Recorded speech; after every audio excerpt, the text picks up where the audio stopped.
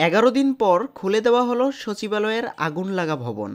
11 দিন পর খুলে দেওয়া হয়েছে সচিবালয়ে আগুনে পোড়া 7 নম্বর ভবন। 9 তলা ভবনের 5ম তলা পর্যন্ত অফিস চালু হয়েছে। কর্মকর্তা কর্মচারীরা আজ থেকে সেখানে অফিস করেছেন। রোববার সচিবালয়ের সরজমিনে এ চিত্র দেখা গেছে। সরজমিনে দেখা যায় পুড়ে যাওয়া 4টি তলা 6 থেকে 9ম তলা পর্যন্ত ছাড়া বাকি 5 তলায় অফিস শুরু করেছে কর্মকর্তা কর্মচারীরা। ভবনটিতে সবাই প্রবেশ করতে পারছে। আগুন লাগার পর থেকে উপদেষ্টা এবং সচিব ছাড়া অন্য কারো গাড়ি সচিবালয়ে প্রবেশ করতে দেওয়া হয়নি। তবে আজ থেকে সব কর্মকর্তা কর্মচারীদের বহন করা গাড়িও প্রবেশ করতে দেওয়া হচ্ছে। এদিন দুপুরে 7 নম্বর ভবন পরিদর্শনে আসেন গৃহায়ন ও গণপূর্ত মন্ত্রণালয়ের সচিব মোহাম্মদ হামিদুর রহমান খান। এ সময় তিনি সাংবাদিকদের বলেন, আগুনে ক্ষতিগ্রস্ত হওয়া ফ্লোরের সংস্কারের কাজ শেষ করতে 10 থেকে 12 দিন সময় লাগবে।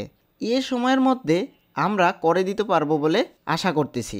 আমাদের ইঞ্জিনিয়ার সাহেবরা বলেছেন তারা 10-12 দিনের মধ্যে করে দিতে পারবেন। আমরা চেষ্টা করব যত তাড়াতাড়ি সংস্কারের কাজ শেষ করা যায়।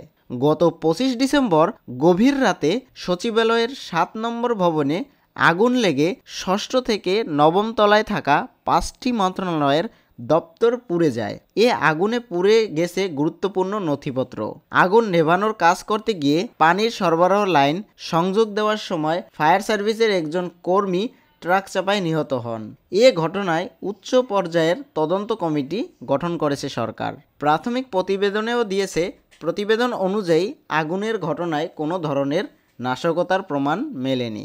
বৈদ্যুতিক লুজ কানেকশনের কারণে অগ্নিকাণ্ডের সূত্রপাত। গত 31 ডিসেম্বর সন্ধ্যায় রাষ্ট্রীয় অতিথি ভবন যমুনার সামনে অনুষ্ঠিত এক প্রেস ব্রিফিংয়ে তদন্ত কমিটির প্রধান স্বরাষ্ট্র মন্ত্রণালয়ের সিনিয়র সচিব নাসিমুন গনি বলেন, সরকার যে তদন্ত কমিটি গঠন করেছিল সেখানে BUET, fire service and civil defence, সেনাবাহিনী, বোমা ও ডগ স্কোয়াড এবং পুলিশ বাহিনী থেকে আইইউডি টিম কাজ করেছে।